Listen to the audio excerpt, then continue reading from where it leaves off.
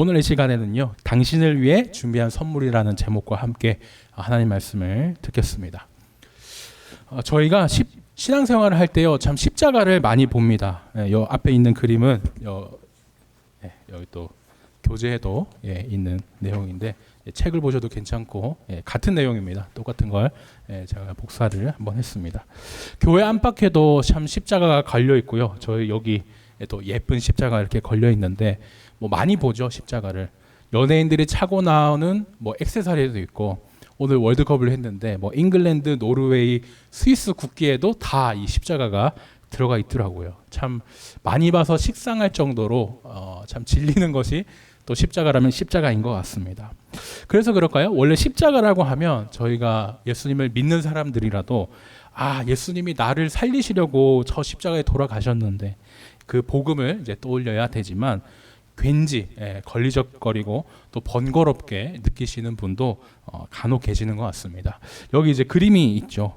자기에게 보면은 소중한 물건 이런 거는 다 이제 챙기고 있습니다. 뭐 이렇게 옆에 팔에도 끼고 뭐 이렇게 손에도 들고 중요한 소중한 물건은 다 들고 있는데, 정작 이 십자가, 예수님의 십자가는 뒤에서 끈으로 묶어가지고 막 땅바닥에 질질 끄는 이런 아쉬운 모습도 있죠. 그러니까 버릴 수는 없으니까 가지고는 다니는데, 내가 교회를 다니니까 이 십자가를 지고는 가는데 참 번거롭게 어떻게 하면 좀 내려놓을 수 있을까 생각도 하고 짐으로 느끼면서 어쩔 수 없이 신앙생활을 하는 분들도 참 많이 보게 되는 것 같습니다. 너무나 안타깝지만 또 교회 가야 돼? 뭐 귀찮아서 가기 싫고, 아니면 섬기는 일도 주변에서 하도 섬길 사람이 없는데 제발 해주세요 하니까 어쩔 수 없이 하고, 자발적인 신앙생활이 아니라 어쩔 수 없이 강제로 신앙생활을 하는 이런 아쉬운 모습이 있습니다. 왜 이런 일이 생길까 저희가 곰곰이 생각해 보는데요. 십자가, 이 복음, 예수님 이 가치들을 온전히 잘 누리지 못할 때, 또 예전에는 그런 감격을 받았다가도 많이 잊어버렸다든지 까먹었을 때 이런 일이 생기는 것 같습니다. 오늘 저희는요, 이 복음에 대해서 지난주 말씀드렸던 것처럼 복음에 대해서 또 배우고 다시 한번 그 감격을 누릴 수 있었으면 좋겠습니다. 저희가 선물을 주고받을 때요, 이거 참 구하기 힘든 건데, 이거 오래 기다려서 받아야 되는 건데, 오랜 시간 정성껏 준비한 선물일수록 감동을 받습니다. 그 가치도 알죠. 1강에서는 저희가 하나님께서 우리에게 구원이라는 이 선물을 얼마나 오랫동안 준비하셨는가, 이거에 대해서 나눌 수 있으면 좋겠습니다. 하나님이 우리를 구원해 주실 때는요, 어느 날 갑자기 예수님을 통해 즉흥적으로 내가 죄인을 구원해야겠어, 이렇게 즉흥적으로 갑자기 일어난 일이 아닙니다. 하나님은 성경을 보면 성경 내내 죄와 고통에 빠진 사람들을 구해내셨었거든요. 성경의 제일 처음부터 끝까지 이 구원에 대한 흐름이 있습니다. 오늘 저희 책 제목이 또 새가족 성경 공부인 만큼의 이 성경 공부인 만큼 이 구약 전체에 흐르는 이런 내용과 구원이 얼마나 반복돼서 나오는지, 오래 나왔는지 또 살펴보면 좋겠습니다. 저희가 역사를 크게 둘로 나누죠. 기원 전, 기원 후 이렇게 나눕니다. 예수님 오기 전은 기원 전이고, 오신 다음부터는 이제 기원 후라고 BC, AD 이렇게 이제 나누죠. 연도를 이렇게 이제 예수님을 기준으로 나눈다면, 성경도 이렇게 예수님을 기준으로 저희가 구약이다, 신약이다 이렇게 나눕니다. 제가 앞에 있는 화면 여기 저희 주보에도 들고 왔거든요. 성경 목록과 저희 앞에 찬양도 이렇게 있는데, 이것도 한번 보시고, 다음 장을 보시면 여기 화면과 똑같은 구약과 신약을 지도처럼 정리한 페이지가 있습니다. 보면 이렇게 경기도, 충청도 이렇게 나뉜 것처럼 다 이렇게 복음서는 복음서, 역사서, 지혜서 이렇게도 나눠진 것도 저희가 참고해서 볼 수 있겠습니다. 왼쪽은 구약, 오른쪽은 신약인데요. 구약은 39권이고 신약은 27권입니다. 저희가 성경을 찾을 때마다 오늘도 그렇지만 로마서는 롬 이렇게 약어가 있잖아요. 그 내용도 제일 밑에 보시면은 이렇게 창세기는 창이고 출애굽기는 출이고 이런 내용들 약어도 잘 정리가 되어 있습니다. 이 내용도 저희 한번 보시면 좋고, 그 다음 페이지를 또 보시면 책장처럼 꽂힌 또 66권 성경책 이름들이 있어요. 여기에도 위칸은 구약이라 39권이고 아랫칸에는 신약 27권 이 내용이 나옵니다. 구구단 3927 해가지고 많이 외우잖아요. 구약 39권, 신약 27권 이렇게도 총 66권이다. 많이 이렇게 또 기억하면 좋겠습니다. 먼저 구약 저희 설명을 드리자면 구약은 예수님 오시기 전의 이야기입니다. 이스라엘 역사 이야기가 나오면서 내가 예수를 구원자로 보내주겠다라고 이렇게 하나님이 옛날부터 맺어오신 약속에 대한 이야기가 옛날 약속이니까 구약이라고 하는 것이고 성경책에는 이제 파란색으로 이렇게 이제 분리가 되어 있습니다. 반면에 신약은 그렇게 이제 구약에서 예수님이 오실 거야 했던 그 예수님이 와주셨죠. 그래서 우리를 구원해 주셨다. 약속을 이제 새롭게 이루어 주셨기 때문에 또 새로운 약속, 신약, 구약, 신약 이렇게 예수님을 기준으로 나누는 것을 보게 됩니다. 색깔은 이제 예수님의 피 색깔을 상징해서 빨간색으로 이렇게 했는데 구약은 파란색, 신약은 빨간색 이걸 누가 정한 건 아니에요. 법으로 정한 것도 아니고 편의상 또 아니면 또 교육을 위해서 이렇게 많이 구분해서 사용을 하고 있습니다. 신구약의 이 두께를 보면요. 구약은 성경 전체의 4분의 3 정도가 됩니다. 상당히 두껍죠. 반반일 것 같은데 그렇지 않고 구약이 전체의 4분의 3. 그다음에 신약은 4분의 1 정도로 생각보다 그 내용이 좀 적습니다. 어떤 사람들은요. 신약에서 예수님이 나오니까 우리에게 신약만 있으면 되는 거 아니냐. 우린 예수님을 믿으니까 그렇게 주장하는 이단도 있었습니다. 성경이 4분의 1로 신약만 있으면 가벼워지고 참 좋을 것 같다 생각도 들지만 아니죠. 저희 정통 기독교에서는 구약까지 함께 성경으로 보고 있습니다. 왜냐? 복음이 신약에서 갑자기 탕 이렇게 예수님 태어나시면서 튀어나온 게 아니라 이미 구약에서부터 내가 너희를 구원해 줄 거야. 옛날부터 예수님에 대한 예언과 하신 약속들이 있기 때문에 저희는 당연히 구약도 성경으로 이렇게 포함을 해서 이렇게 고백하고 있죠. 오늘 교재 페이지 30쪽을 보면요. 하나님이 얼마나 오랫동안 우리를 위해 구원의 선물을 준비하셨는가 그 구약을 한눈에 볼 수 있는 이 내용이 나옵니다. 구약만 해도 제가 말씀드렸잖아요. 성경의 4분의 3이나 되는데 이거를 오늘 이 시간에 다 정리한다. 그거는 거짓말이고 무리가 있겠죠. 여러 한계가 있기 때문에 저희는 이제 중요한 것만 좀 간략하게 좀 큰 그림을 그려보는데 이렇게 집중을 하면 좋겠습니다. 내용을 다 이해하지 못하셔도 괜찮아요. 구약이 이런 내용으로 흘러가는구나. 이스라엘 역사가 이런 식으로 흘러갔고 매번 하나님이 사람이 죄를 지어도 구원하려고 하셨구나. 얼마나 오랫동안 사람을 구원하려고 하셨는지 알겠다. 그 마음만 느끼셔도 참 좋겠습니다. 제가 설명을 자세히 드리겠지만 주보에 보시면은 여기 막 만화 이런 걸로도 좀 적혀 있거든요. 이렇게 참고하시면서 나중에 상세하게 또 구약 전체의 내용을 정리한 걸 성경책과 이렇게 대조하면서 보셔도 좋겠습니다. 제일 먼저는 천지창조입니다. 성경을 펴면은 제일 처음 나오는 게 창세기죠. 창세라는 말 그대로 하나님이 세상을 창조하셨을 때의 이야기가 담겨 있습니다. 6 더하기 1이라고도 되어 있는데 하나님이 그죠? 6일 동안 세상을 만드시고 마지막 7일째는 쉬셨다는 거. 저희도 이것을 안식일로 지키기 때문에 주일날 일요일이 되면은 저희가 평일날 하던 거 다 내려놓고 예배를 드리지 않습니까? 이 창조에 대한 내용으로 말씀 창세기가 시작이 됩니다. 다음은 에덴 동산 아담과 하와죠. 하나님이 이제 6일간 세상을 만드실 때요. 에덴 동산을 만드시고 사람도 만드셨습니다. 아담을 만드시고 그 다음에 이제 아내인 이제 하와를 만드셨죠.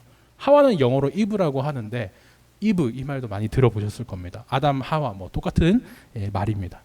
하나님이 이제 만들어 주신 이 동산에서 아담과 하와가 이렇게 행복하게 영원히 살았으면 얼마나 좋겠습니까? 하지만 이 아담과 하와가 이제 그만 죄를 짓고 말죠. 하나님을 떠나서 내 마음대로 살 거야 이렇게 불순종했고 그 죄 때문에 결국 에덴 동산에서 쫓겨나게 됩니다.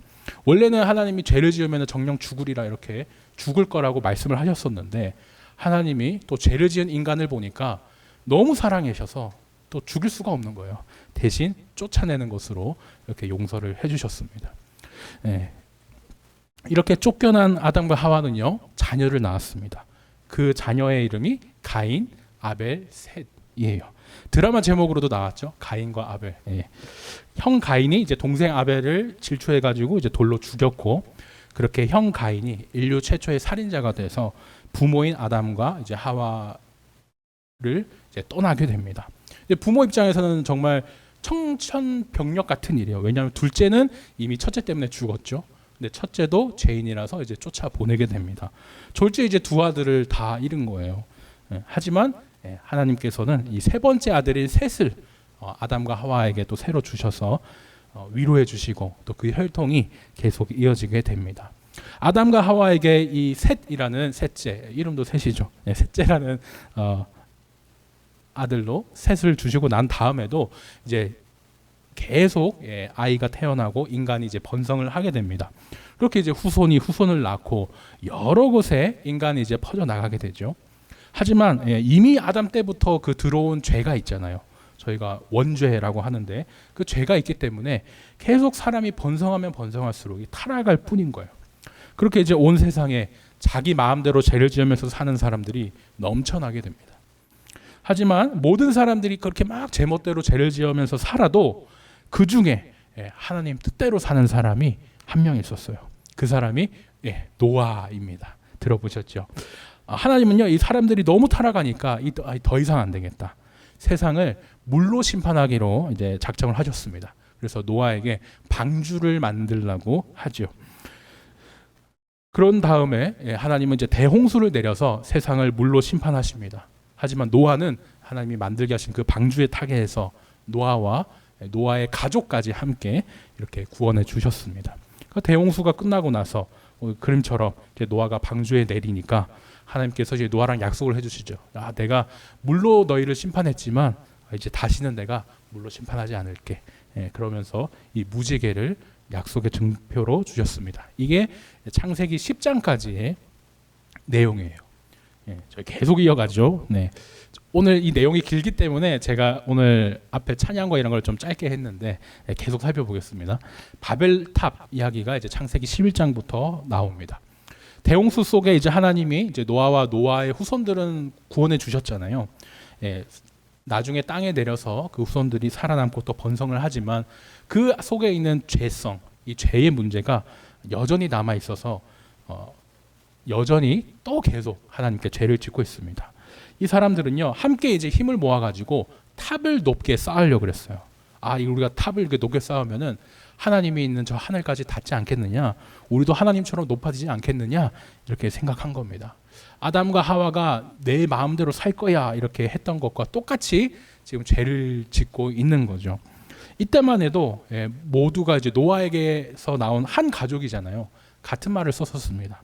그런데 이제 하나님은 내가 더 이상 이 죄인들을 같이 두면 안 되겠다. 이 사람들의 언어를 섞어버리세요. 언어를 여러 개로 나누셔서 이렇게 사람들이 더 이상 말이 안 통하니까 이제 말이 통하는 사람들끼리 모이게 되지 않습니까? 서로 이제 말이 통하지 않는 사람들끼리 헤어지고 그렇게 탑 멈추기가 중단이 되면서 이제 온 세상으로 또 인류가 더 흩어지게 됩니다. 그러고 나서 아브라함, 이삭, 야곱, 요셉 이 4대에 걸치는 이 계보가 나오죠. 12장부터는 이제 믿음의 조상 아브라함 이야기가 나옵니다. 아브라함이 살던 곳은요, 당시에 지금의 뉴욕 같이 정말 당대에 제일 잘 나가는 도시였어요. 하지만 오히려 그렇게 풍요로운 곳에 돈이 많고 막 그런 곳에 죄가 많고 그럴수록 하나님을 잘 믿으면서 살기가 힘들거든요. 그래서 하나님이 아브라함에게 말씀을 합니다. 너의 믿음을 지키는 게 더 먼저니까 네가 지금 사는 곳을 떠나라. 떠나가지고 내가 너에게 줄 땅이 있으니까 그곳으로 가라. 이렇게 하나님이 말씀을 합니다. 아브라함은 거기에 순종을 하고요.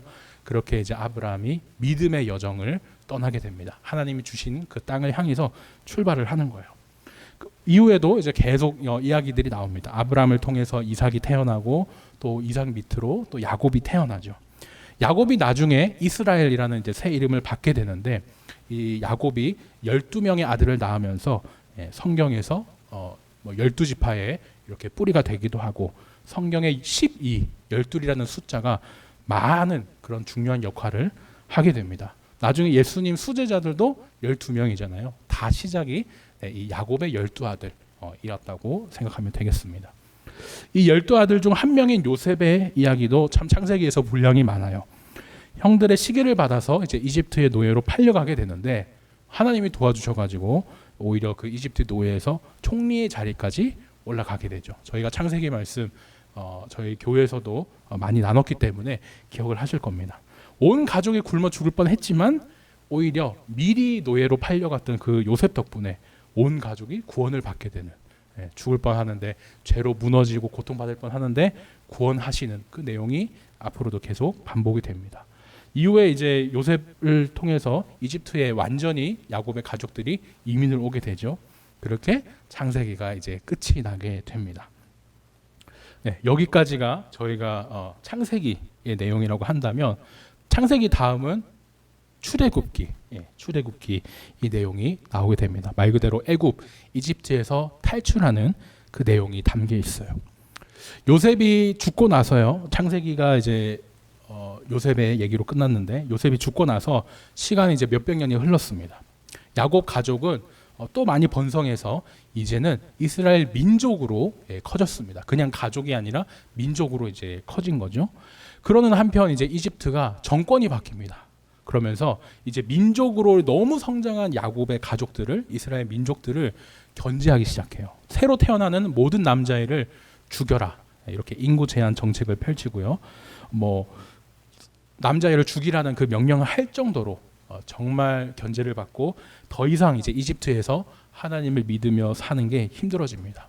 이제 어떻게 해야 되겠습니까? 이집트를 탈출해야겠죠. 이 내용이 출애굽기로 나오게 됩니다. 이때 이제 모세가 태어나는데요. 원래는 어린아이가 태어났지 않습니까? 남자아이가 태어났기 때문에 죽어야 되죠. 하지만 하나님의 계획 속에 또 공주의 양아들로 들어가게 돼서 죽을 고비를 넘기게 됩니다. 그렇게 이제 죽을 운명이었는데 모세도 구원을 받았죠. 그리고 이집트의 왕자로 또 지내게 됩니다. 공주에게 이제 양아들이 됐으니까요. 그런데 그렇게 이집트의 왕자로 있다가도 살인을 저질러 가지고 광야에 쫓겨나기도 하고, 그 나중에는 또 다시 돌아와서 이집트에서 백성들을 빼내는 지도자가 되기도 합니다. 오늘 책에도 40이라는 이 숫자가 나오는데요. 이집트의 왕자로 산 것도 40년, 그리고 광야에 쫓겨나서 산 것도 40년, 이집트 탈출을 이끈 그 지도자로 산 것도 40년입니다. 40, 40, 40 이 숫자로 이제 딱 떨어지는데요. 어쩌다 보니까 이렇게 이래저래 살다 보니까 40년 채우고 바꾸고 그게 아니지 않습니까? 하나님이 계획대로 흘러가게 하신 인생이구나 저희가 알게 됩니다. 그러면서 이 40이라는 숫자도 정말 성경에서 중요한 역할을 하게 되거든요. 주로 이제 광야와 많이 상관이 있습니다. 이스라엘 백성이 나중에 이제 광야에서 하나님 말씀 안 들어가지고 광야에서 떠돈 시간도 40년이고요. 예수님이 신약에서 광야에서 금식하시면서 시험 받은 그 기간도 40일입니다. 이 40 하면은 광야 이것을 떠올리면 좋겠습니다. 다음으로는 홍해와 십계명에 대한 내용이 나오죠. 모세가 이스라엘 민족을 데리고 이제 이집트를 탈출할 때 쉽게 되지 않습니다. 많은 어려움이 있었거든요. 이집트 입장에서는 수많은 노예가 그렇게 무상으로 쓸 수 있는 일꾼들이 한 번에 없어지니까 그냥 탈출을 시켜줄 수가 없는 거예요. 파라오가 가만히 이게 탈출시켜주지 않았고 마음을 바뀌어가지고 가라 해놓고도 막 쫓아오고 그랬습니다. 하지만 그때마다 이제 모세가 하나님의 도움을 받아서 도움에 탈출하죠. 저희가 익숙한 많이 들어서 아는 홍해 바다도 이렇게 하나님의 도움 받아서 건너고 그렇게 어렵게 시내산이라는 곳에 도착을 합니다. 지금도 중동에는 이제 이집트 동쪽에 시나이 반도가 있거든요. 시나이, 영어식 발음이냐 뭐 히브리식 발음이냐 차이가 있지만 같은 겁니다. 그곳에서 이제 그곳에 있는 산에 이스라엘 백성들이 탈출해서 도착을 한 거예요. 이렇게 이제 시내산에 도착한 이스라엘 민족이요 하나님과 약속을 합니다. 저희가 말로 맺은 약속이라 언약이라고도 하는데 어떤 약속을 했느냐? 하나님, 우리를 살려주셔서 감사합니다. 우리 이제 하나님만 섬길게요. 이미 하나님이 살려주셨기 때문에 그 감사에 대한 것으로 약속을 하죠. 그러니까 하나님은 이제 백성들에게 십계명과 율법을 줍니다. 저희가 제1은 제2는 그 익숙한 십계명 말씀을 받고 백성들에게 하나님이 이제 나에게 그러면 너희는 이렇게 예배를 드려라. 내가 거룩하니까 너희도 이렇게 거룩하게 살아야 된다. 율법을 이렇게 막 더 주십니다. 그때 그 주신 율법의 내용이 레위기라는 책이에요. 지금 창세기, 출애굽기, 레위기 그 흐름이 좀 읽어주시면 좋겠습니다. 이스라엘 민족이 이제 이집트에서 죽다 살아났어요. 이 탈출한 경험이 우리나라도 일본의 식민지였다가 독립한 그 경험이 너무나 중요한 것처럼 유대인들에게 그렇습니다. 누구나 알고 누구나 기억하고 배우고 가르치는 그 일이 이 출애굽을 한 경험이 이제 정말 중요하게 되었습니다. 다음을 보면요, 가데스 바네아, 다시 광야로 이렇게 이제 책에 적혀 있죠. 요약이 되어 있습니다. 모세와 이제 이스라엘 민족이 이집트로부터 탈출을 했어요. 그래서 시내산에서 하나님께 말씀을 받았죠. 하지만 사람은 있는데 아직 땅은 없는 겁니다. 살 땅이 있어야 되는데 하나님이 땅을 주셨다 그 소문만 들었지 직접 보지도 못하고 400년 동안 그냥 그렇게 지낸 거죠. 소문만 들으며 있었습니다. 그러는 동안 이집트에서 400년 동안 있는 동안 하나님이 주셨다는 그 땅은 정작 다른 이방 민족들이 들어와서 살고 있었어요. 가나안 민족들이 살고 있었죠. 이제 이 이스라엘 민족에게는요, 그 가나안 땅을 되찾아와야 됩니다. 정복을 해야 되죠. 하나님이 주신 땅을 가나안 민족으로부터 돌려받기 위해서 이제 사람들이 가데스 바네아라는 전초 기지에 이 가나안 땅에 스파이를 보냅니다. 제가 화면에 지도를 들고 왔는데요. 이집트에서 탈출해가지고 이렇게 쫙 홍해바다 건너가지고 이렇게 왔어요. 그러고 나서 가나안 땅이 있는데 하나님이 주신 약속의 땅, 탈환해야 되는 가나안 땅이 여기 있습니다. 지금 오늘 이 설명드리는 상황의 백성들은 가데스 바네아, 여기 정말 전초기지 같은 코앞에 있는 거예요. 가나안 땅이 보이는 그 코앞에 있습니다. 그냥 무턱대고 쳐들어갈 수 없잖아요. 스파이를 보내서 정탐을 하게 하거든요. 사람을 12명을 이렇게 보냅니다. 스파이를 보내고 나서 결과를 보고받는데 이제 결과가 둘로 나뉘는 거죠. 12명을 보냈는데 10명은 대부분의 사람은 이 가나안 땅이 정말 좋긴 한데 여기 사는 가나안 사람들이 너무 세다. 키도 너무 크고 우리는 그 땅을 정복할 수 없어요. 우리는 망했어. 이렇게 이제 보고를 했고요. 나머지 2명은 여호수아와 갈렙이라는 사람이었는데 이 2명은 달랐어요. 여러분, 하나님이 우리한테 땅을 주시겠다고 하셨었잖아요. 우리 그걸 믿어야죠. 우리는 정복할 수 있습니다. 하나님이 주신다고 했으니까 우리 믿고 갑시다. 이렇게 얘기를 했어요. 사람들은 누구 말을 더 들었을까요? 10명 더 많은 그 사람들의 말을 들었고 똑같이 우리 여기서 죽기 싫어. 차라리 그냥 이집트에서 노예 생활하는 게 더 나았었는데 하나님과 이제 모세를 원망하기 시작해요. 이것도 죄를 짓기 시작하는 거죠. 하나님이 여기 이제 화가 나셔가지고 정말 땅 코앞까지 왔다가 다시 이스라엘 민족을 전문 용어로 빠꾸라 그러죠. 유턴 이렇게 광야로 돌아가게 하십니다. 그렇게 이제 정말 가나안 땅, 이 좋은 새 땅을 코앞에 두고도 들어가지도 못한 채 40년을 제가 광야를 뜻하는 40년 말씀드렸죠. 이 40년을 또 보내게 됩니다. 하지만 이 40년이 헛된 시간은 아니었어요. 전에 있던 약간 하나님을 의심하고 원망했던 그 사람들이 또 죽고 새로운 세대가 또 태어나는 시대이기 때문에 새롭게 어떻게 보면 물갈이를 하는 변화되는 그런 시간이었습니다. 이 40년의 시간 동안 40년을 보내기 전과 40년을 보내는 후가 있지 않습니까? 그때에 이제 사람 수를 세면서 기록한 것이 이 또 민수기예요. 백성 민자 사람 숫자를 써서 숫자를 써서 백성의 수를 센 40년 전에는 우리가 몇 명이었는데 40년 후에는 지금 인구가 이렇게 됐네. 그 내용과 여러 훈련 과정을 쓴 것이 이제 민수기라고 하겠습니다. 이렇게 40년의 훈련을 끝나고 시간이 지나서 백성들이 다시 이 가나안 땅의 경계인 모압 평지에 모였어요. 전에 이제 믿지 않았던 사람들이 다 40년 동안 이제 죽었습니다. 그리고 이제 그의 후손과 하나님을 믿었던 우리 정복하면 해낼 수 있어 그 믿었던 2명 여호수아와 갈렙만 남아 있어요.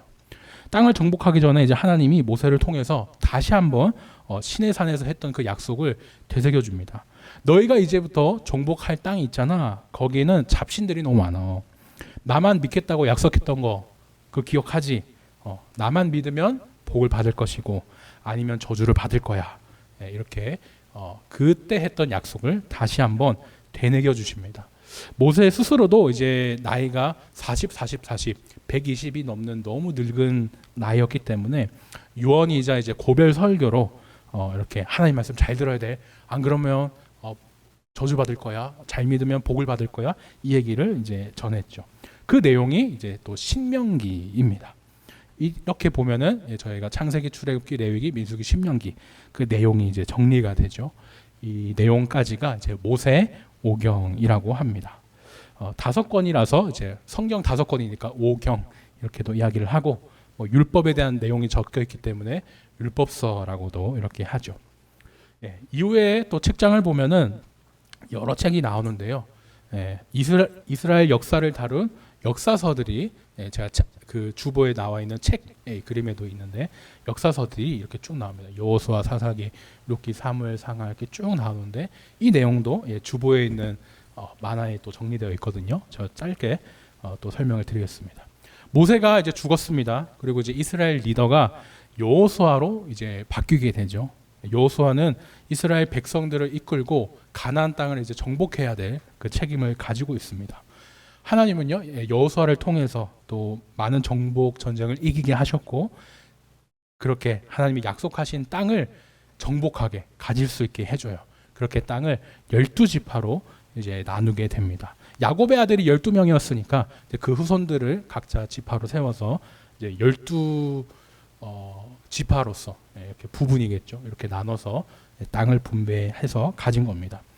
땅을 정복했어요. 물론 엄밀하게 말하면 안 된 부분이 있긴 했지만 땅을 대부분 정복하고 난 다음에도 어려움은 있었습니다. 그때마다 하나님은 뭐 외부에서 쳐들어온다든지 반란이 일어난다든지 여러 일이 있었지만 하나님은 특별한 그런 사람을 세우셔서 그 위기를 또 넘기게 해주셨어요. 그 사람들이 사사라는 사람입니다. 선비사에 스승사자를 써서 이제 리더로서 세웠던 사람이거든요. 힘이 센 삼손 들어보셨을 텐데 삼손도 사사고 여러 이 사사라는 이 리더들이 위기로부터 이스라엘을 구했었습니다. 이스라엘이 이제 죄를 지어서 나라가 힘들어지지만 그때마다 하나님 잘못했어요. 회개하면 다시 나라가 회복되고 지켜지는 그 내용이 사사기의 핵심이고 반복되는 내용이라고 하겠습니다. 이후에는 이제 사무엘이 나오죠. 당시 이스라엘은 땅은 이렇게 가졌습니다. 정복해서 땅은 가졌지만 리더가 사사로는 있었지만 왕이 다스리는 왕정 국가는 아니었습니다. 하나님은요 리더는 사사만 있으면 되지 진정한 왕은 나 하나님 아니냐 그러면서 일부러 이스라엘에게 왕을 주시지 않으셨었습니다. 그런데 백성들이 계속 이제 불안한 거예요. 주변 나라에는 다 왕이 있는데 왜 우리만 없느냐. 하나님께 왕을 달라고 합니다. 하나님보다 사람이 하는 정치를 더 믿은 것이고 그렇게 하나님이 어쩔 수 없이 또 물론 하나님의 계획 속에 있었지만 하나님이 이제 사울이라는 사람을 이스라엘의 초대 왕으로 이렇게 세워 주시게 됩니다.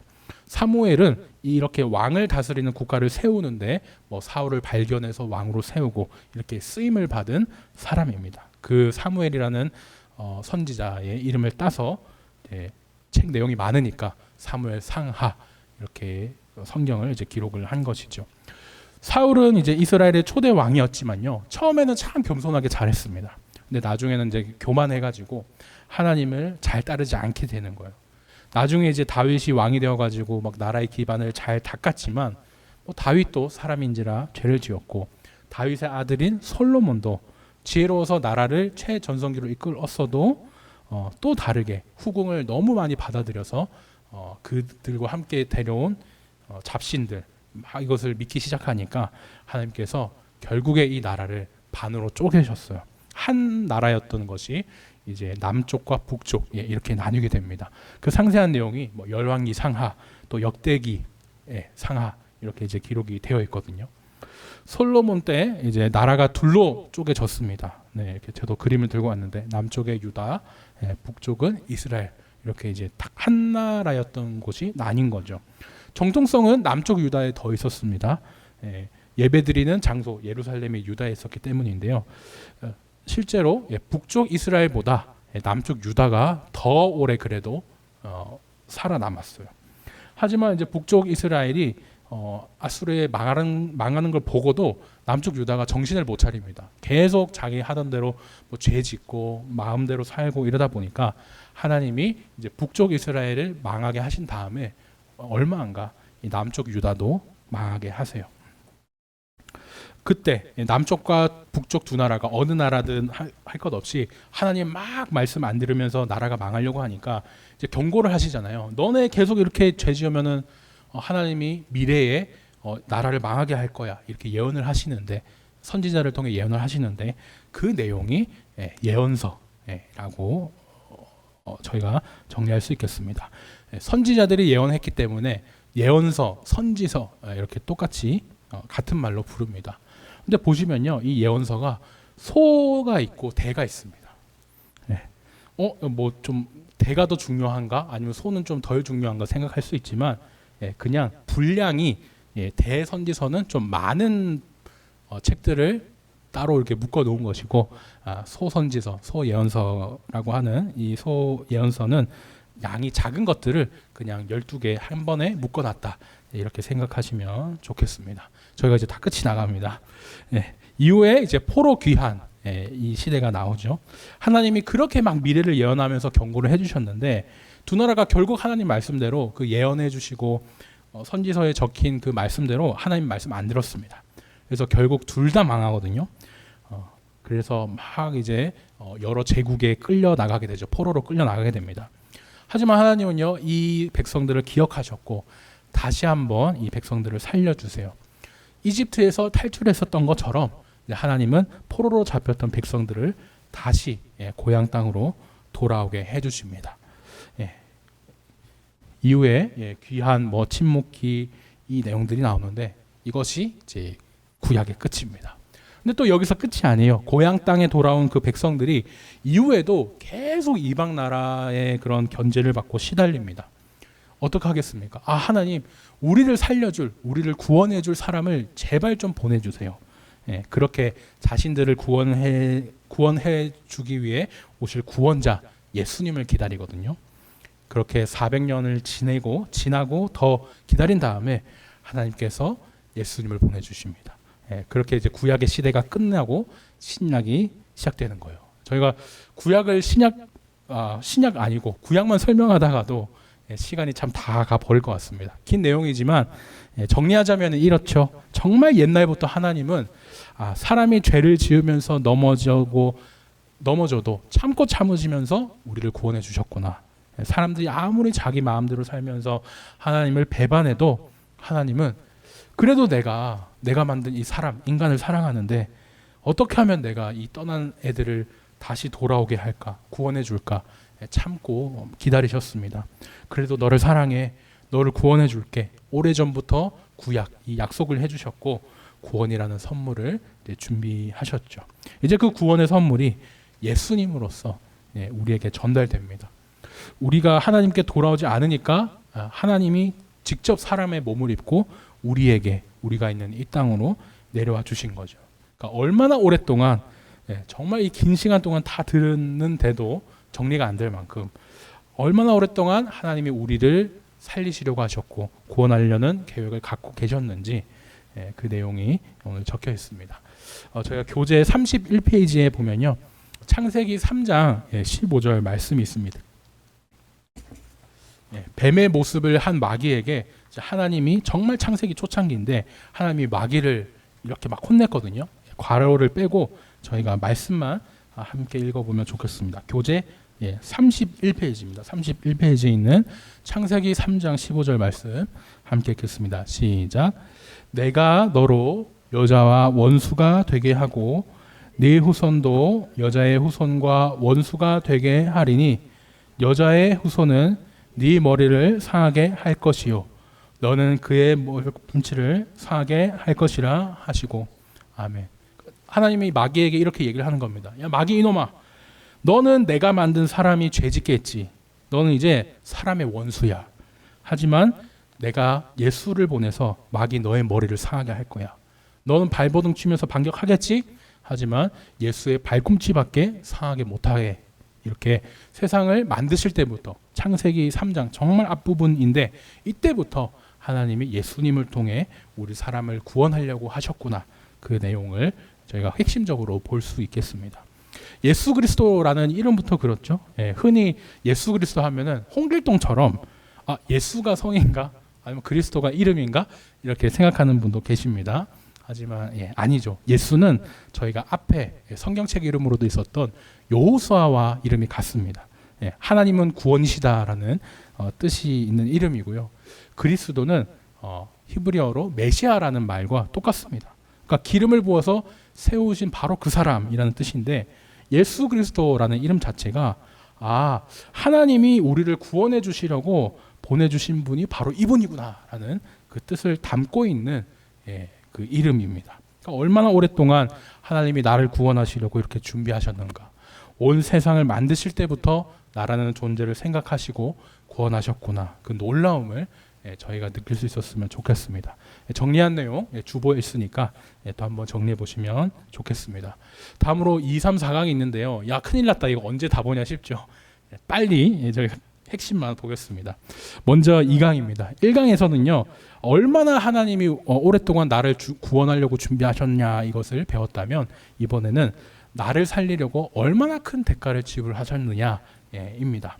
33페이지에 이야기가 나오지만 제가 더 좋은 이야기가 있어서 말씀드리려고 합니다. 전에도 말씀드린 바가 있는데 병든 닭과 주인 이야기죠. 조선시대 이제 선교사님들이 성경을 번역할 때 참 고민이 많았습니다. 성경에는 빵이 나오는데 이 조선 사람들은 빵이란 게 뭔지 모르거든요. 고민하다가 떡이라고 번역하자. 떡이라고 번역을 했죠. 예수님이 입었던 겉옷도 한복이 아닌데 유대식의 옷이었는데 한복의 두루마기라고 이렇게 또 겉옷을 번역을 했습니다. 이렇게 성경을 더 와닿게 생각해 볼 수 있는 그런 요소들이 있거든요. 바로 그 나라 문화에 맞게 이제 번역을 하는 건데 오늘 성경에 나온 양 이것도 제가 한번 우리 문화에 더 맞게 바꿔보면 좋겠다 생각이 듭니다. 뭐냐? 유대인들에게 양은요 우리나라로 치자면은 개 아니면 또 닭과 같죠. 개와 같다 이러면은 좀 욕처럼 들리기 때문에 닭과 같다. 닭으로 비유를 한번 해보겠습니다. 옛날에는 우리나라에서 이제 닭은 집의 재산이다 가족처럼 기르죠. 새끼 때부터 막 이렇게 기릅니다. 그러다가 집에 슬픈 날이 있으면은 슬프니까 잡아먹고 기쁜 날이 있으면은 기쁘니까 잡아먹고 그렇게 보내는데 유대인들에게는 당시 양이 그랬어요. 그러니까 유대인들의 양은 우리에게 닭과 같다. 이 사실이 기억하면서 저희가 비유 하나를 또 들으면 좋겠습니다. 옛날 어떤 마을에요. 이제 아버지와 아들이 살았습니다. 아버지가 아들을 정말 사랑하기로 유명을 했던 곳이었는데 어느 날 이제 그 집에서 기르던 닭 한 마리가 죽을 병에 걸리게 됐어요. 병아리 때부터 정말 가족같이 길렀을 텐데 정이 들죠. 아프니까 얼마나 마음이 아프겠습니까? 수의사한테 가가지고 이 닭을 고쳐달라고 나에게 소중한 닭이니까 제발 좀 살려달라고 그렇게 이야기를 했습니다. 근데 그 의사가 그러는 거예요. 제가 이런 말씀을 좀 드리기는 못하지만 이 닭을 살리려면 당신 아들을 죽여야 합니다 라고 얘기를 하는 거예요. 보통 이런 상황이라면은 아버지가 어떻게 반응하겠습니까? 이 정신이 나간 사람이구나 이러겠죠. 내가 소중하다고 했지만 닭이 소중하다고 했지만 내 아들보다 소중하겠어 이러면서 막 뭐 주먹을 날릴지도 모르겠습니다. 이까 닭이야 아무리 소중하다 해도 그냥 시장 나가면 널렸는데 다른 닭으로 그냥 대체해서 한 마리 사고야 말지. 아무리 가족같이 귀하게 길었다 해도 진짜 사람 가족만 못하지 어찌 닭 한 마리 살리려고 하나뿐인 내 아들을 죽이라는 그런 미친 소리를 합니까? 그러고 이제 나올 겁니다. 부모는요 죽어가던 아들을 살리기 위해서 닭을 죽이라고 하면은 수백만 마리도 죽이겠죠. 그렇게 팔아서 뭐 병원비를 마련하든 어떻게 해서든 아들을 살릴 겁니다. 근데 정반대의 얘기를 하는 거예요. 닭 한 마리 살리려고 하나뿐인 아들을 죽여라. 말이 안 되는 이야기죠. 근데 너무나 놀랍게도 저희가 사람의 생각으로는 이해할 수 없지만 그 참 보잘것없는 닭 한 마리를 살리려고 자기 하나뿐인 아들을 죽인 분이 계십니다. 바로 우리 하나님 아버지죠. 닭은 유대인들에게 양이라고 제가 말씀을 드렸습니다. 하나님은 잃어버린 양, 나를 위해서 살아가는 하나뿐인 아들 그 예수님을 십자가에 돌아가게 하셨습니다. 그러니까 예수님이 죽어야 하는 날 대신에 돌아가 주셨고, 그 어린 양 예수님이 죽으신 덕분에 나는 살았죠. 그러니까 내 하나뿐인 아들 죽여서라도 너를 살릴 거야. 이 말할 수 없는 놀라운 그런 사랑이 이미 저희에게 주어진 것입니다. 나를 살리려고 자기 아들까지 대가로 지불하신 그 큰 사랑을 저희가 느끼면 좋겠습니다. 이 사랑과 감격을 느꼈으면요, 이과는 그냥 넘어가면 됩니다. 34페이지에 있는 요한 1서 말씀 저희가 함께 읽겠습니다. 요한 1서 4장 9절 말씀입니다. 시작. 하나님의 사랑이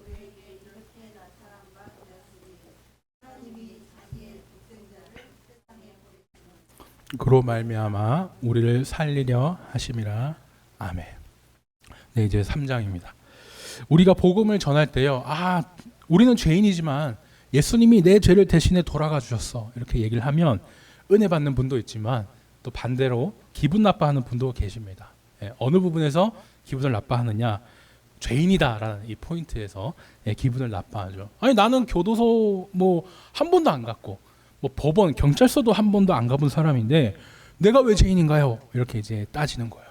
그러면서 아담과 하와가 지은 죄가 있기 때문에 우리도 죄인입니다, 이렇게 설명을 드려도 아담과 하와가 죄를 지었으면 그 죄를 지은 거지 나랑 무슨 상관인데, 이렇게 생각을 하시기도 합니다. 저희가 신앙에서 의심하는 거는 좋지 않지만 호기심을 가지는 것, 이런 거는 정말 좋은 일이거든요. 저희가 함께 생각해 볼 수 있는 문제입니다. 하지만 이 질문의 답은요, 정말 간단해요. 사실 이미 나도 알고 있는 답이거든요. 제가 그림을 하나 들고 왔습니다. 파란 장미와 하얀 장미, 원래는 장미는 빨간색인데 아니면은 다른 장미 색도 있지만 이 장미색을 바꿔서 저희가 막 판매하는 곳도 있습니다. 어떻게 만드는지 보면은 뿌리를 염색물에 이제 담궈 가지고 이 잎을 이제 염색을 시킨다 그러죠. 그러니까 꽃잎을 보면 결코 이 뿌리의 영향을 벗어날 수가 없구나 생각이 듭니다. 우리 안에 있는 죄성도 마찬가지예요. 아담과 하와 때부터 들어온 죄가 여전히 내 안에 남아 있다. 이걸 사실 내가 제일 잘 알고 있습니다. 사람이 타락한 이후에 그죠? 선한 것은 그렇게 가르치고 훈련하고 혼내고 해도 정말 더디게 배우거든요. 그렇게 잘 안 사라집니다.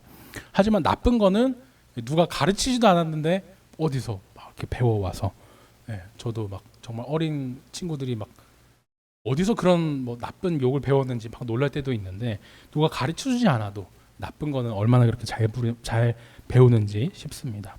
내 마음 안에 누군가를 싫어하면 안 되고 미워하면 안 되는 거 알죠. 하지만 그렇게 하지 말아야지 생각하다가도 아차 싶으면 또 좀 미워한다든지 그런 마음이 드는 것, 그것이 우리 안에 있는 죄성 아니겠습니까?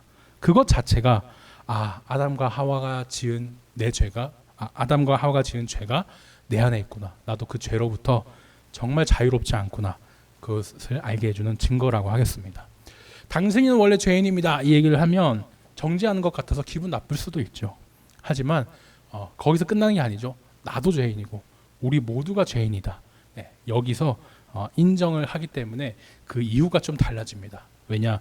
여기서부터 이제 회복이 시작되기 때문이에요. 저희가 치과나 다른 병원을 갈 때 생각해 보십시오. 우리나라가 아무리 의료비가 적게 들고 선진국이라서 이렇게 의료가 잘 돼 있다 하더라도 이 맘먹고 가지는 게 참 쉽지가 않더라고요. 가면은 돈이 좀 더 크게 깨질 것 같은데 시간도 없기도 하고, 병원을 가는 것 자체가 좀 안 갈 수 있으면 안 가려고 하게 됩니다. 몸도 아프다는 걸 알지만 그 아픈 것도 좀 참아보려고 한다든지 애써 외면하죠. 근데 그러다가 이제 병이 더 심해지고 이제 더 이상 못 참겠다, 너무 아프다, 그러면은 이제 그때 저희가 이제 병원에 가죠. 누구나 비슷한 것 같습니다. 그리고 치료를 받게 돼요. 생각해 보면 내가 아프다, 나는 병원에 가야겠다 인정을 하는데 그때부터 이 치료가 시작될 수가 있는 겁니다. 병원에 가면은 그래서 병원에 가면 의사의 말에 기분 나빠하지도 않죠. 오히려 이제 시원해질 때가 있습니다. 아, 내가 이래서 아팠구나. 설명을 듣고 명확하게 내 병을 찾아주는 의사를 당신이 뭔데 내가 아프다 그래 화내지 않고 오히려 그 아픈 걸 찾아주는 사람을 명의로 또 이렇게 보게 되죠. 저희가 복음을 들을 때도 마찬가지입니다. 이미 나는 죄인인 상태인데 내가 내 스스로 죄성이 있는 걸 아는데 막 이제 외면을 하는 거예요. 아, 정말 나는 태어나서 한 번도 죄인 진 적이 없는데 왜 날 죄인이라고 하느냐. 그렇게 화내는 분도 계신데 그분은 평생 죄 지은 적이 없다. 그 말부터 사실 이미 거짓말을 하고 있는 거죠. 우리가 복음을 말하면서 죄인이라고 하는 것. 그러니까 당신 모양이 그 꼴입니다. 이렇게 정죄하는 게 아니죠. 오히려 낭떠러지 떨어지려는 사람한테 조심하세요. 거기 조금만 가면 절벽입니다. 이렇게 알려주는 사는 방법을 알려주는 것과도 같습니다. 기분이 나쁠지라도 그 사람을 살려야 되니까 그것이 사실이니까 우리는 전해야만 하는 것이고 거기서부터 이제 치료가 시작이 되는 거죠. 우리는 그래서 아담의 죄가 나의 죄고 나는 죄인이니까 예수님이 필요해 이 사실을 고백할 수 있으면 좋겠습니다. 37페이지에 말씀이 나오는데요. 저희 교재 37페이지에 로마서 5장 12절 말씀 함께 읽겠습니다. 시작. 그러므로 한 사람으로 말미암아 죄가 세상에 들어오고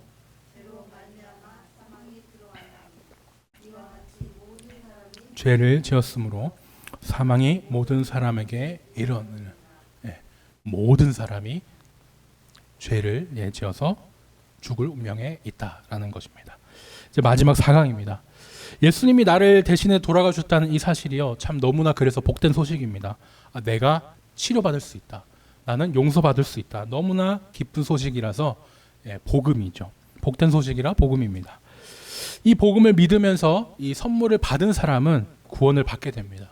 하지만 아닌 사람도 있겠죠. 그런 사람들은 이 선물이 선물인지도 모르고 그냥 이제 넘겨버릴 겁니다. 그렇게 구원을 받지 못하고 지옥으로 가게 될 것입니다. 교재 39페이지에 나온 이야기가 있습니다. 어떤 학생이 이제 물건을 훔쳤다가 매장 주인에게 걸렸대요. 요즘 무인 매장 이런 엄청 문제가 되는데 매장 이제 주인이 잡아가지고 혼을 냅니다. 어린 놈이 말이야 벌써부터 도둑질을 해가지고 막 이렇게 혼을 내고 경찰에 신고하겠다고 하죠.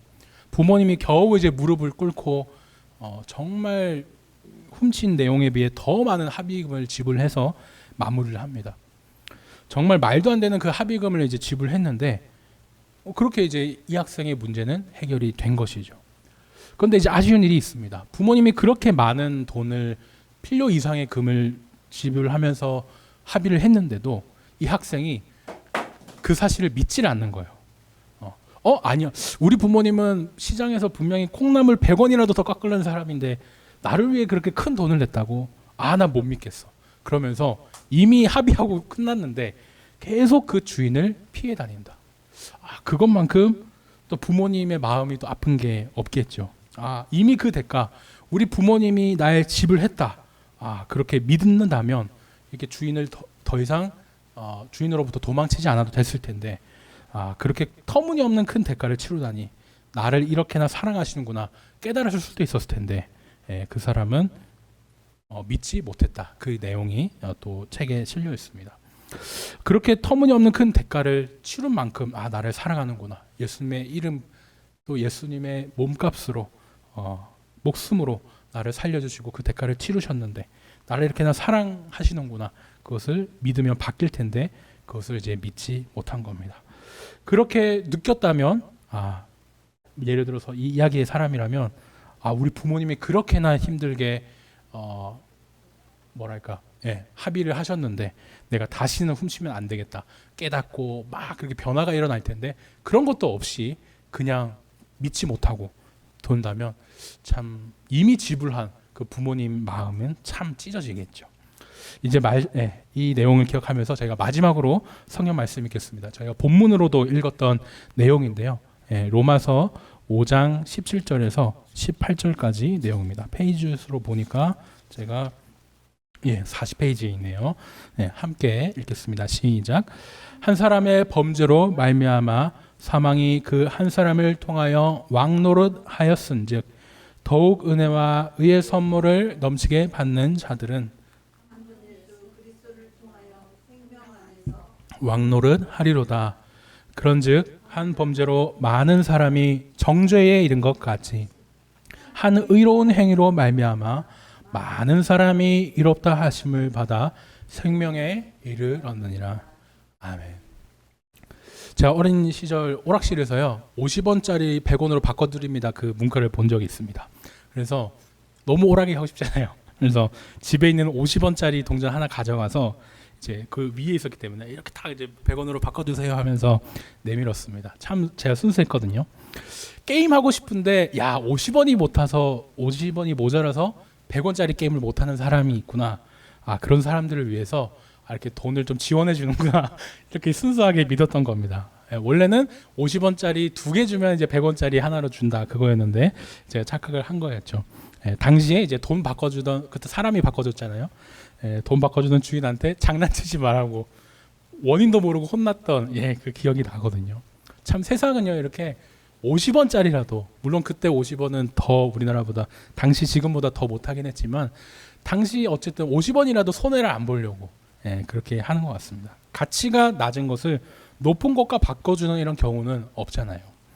오히려 세상은 가치가 높은 거를 자기가 낮은 값에 막 속여 살려고 하고 아니면은 낮은 것을 높은 값에 속여서 팔려고 하고 그게 세상인데 하나님은 이 법칙을 깨뜨리셨습니다. 세상과 같지 않으시고 세상과 다르게 그죠? 닭 한 마리 같이 보잘것없는 나를 살리려고 자기 하나뿐인 아들을 또 스스로를 내주신 거예요. 나 한 사람 위해서 또 온 세상의 주인이신 하나님이 스스로 사람 몸에 갇히셔가지고 나를 위해 돌아가 주신 것. 하나님이 이렇게 주신 구원의 선물을 우리가 믿으면서 받기만 하면 저희는 이 선물 구원을 누릴 수 있게 됩니다. 야, 이 선물 너무 좋은데 받을 수 있나요? 생각이 드는데 저는 그럼요. 당연히 꼭 받으셔야 됩니다. 오히려 이 선물은 우리를 위해서 또 당신만을 위해서 참 오랫동안 준비된 선물이거든요. 이렇게 답을 드리겠습니다. 오늘 설교가 참 길었습니다. 하지만 오늘 설교보다 그 비교할 수 없을 정도로 그 더 긴 시간 동안 하나님께서 우리를 구원하시려고 준비하신 그 계획들 또 선물이 있었습니다. 바라기는요 이 구원의 선물을 우리 모든 성도님들이 받아 누리시기를 예수님의 이름으로 축원합니다.